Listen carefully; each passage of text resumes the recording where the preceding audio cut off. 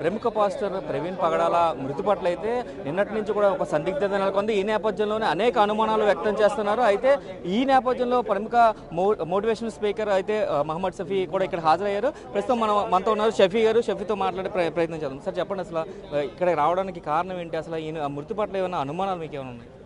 Sir, రావడానికి కారణం ఏంటంటే వారు దైవ సేవలో ఉన్నారు, దేవుని వాక్యం ప్రజలకు చెప్పే క్రమంలో ఉన్నారు. ఆధ్యాత్మిక ప్రపంచంలో నాకు ఒక సన్నిహితమైనటువంటి పరిచయం ఉంది. రండి సార్.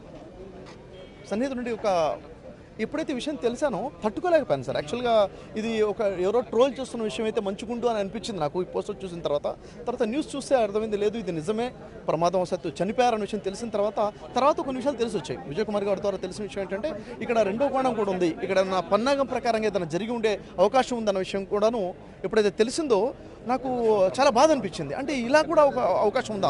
తర్వాత నేను అనుకున్నాను, లేదు ఖచ్చితంగా నేను వెళ్ళాలి. ప్రవీణ్ పగడాల గారి విషయంలో ఏదైతే జరిగిందో అది కుట్ర కోణంలో ఏదైనా జరిగి ఉంటే మాత్రం న్యాయం కోసం పోరాడేంతవరకు నేను నిలబడాలన్న ఆలోచనతో ఇక్కడికి వచ్చాను.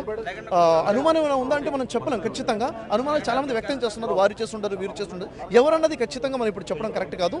అది ప్రమాదంతో యాక్సిడెంటల్గా జరిగింది అయి ఉంటేనే మంచిదని నా మనసు కోరుకుంటుంది. అలా కాకుండా ఇంకేదైనా కోణంలో జరిగి ఉంటే మాత్రం ఖచ్చితంగా మనం అందరం కలిసి మనం పోరాడతాం. ఇంతమంది క్రైస్తవులు సంఘ కాపరులందరూ ఇక్కడ ఏకమై ఉండడం నిజంగా చిన్న విషయం కాదు ఇది. ఎందుకంటే ప్రవీణ్ పగడాల గారి వ్యక్తిగత జీవితం గురించి మాట్లాడుతుంటే నేను విన్నాను. వారిలో ఉన్నటువంటి హ్యుమానిటేరియన్ గ్రౌండ్స్ ఏవైతే ఉన్నాయో, అంటే ప్రజలకి సేవ చేయాలనే ధోరణితో వారి జీవితం గడిపిన విధానము, వారిలో ఉన్న మంచితనము, ఎంత గొప్ప స్థాయిలో ఉన్నా కానీ అణిగిమణిగి ఉండడం, అంటే బేసిక్ ఇవన్నీ కూడా చూస్తుంటే ఒక మంచి వ్యక్తిని కోల్పోయామన్న బాధ కలిగింది. నిజంగా అలాంటి వారు అనేక మందికి రోల్ మోడల్గా ఉన్నారు. ఇది జరగకూడనటువంటి సంఘటన ఇది జరగడం చాలా బాధాకరమైన విషయము.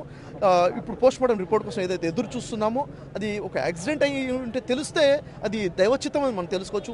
పొరపాటున ఏదైనా జరిగితే మాత్రం ఖచ్చితంగా దానికోసం వి స్టాండ్ ఫర్ జస్టిస్.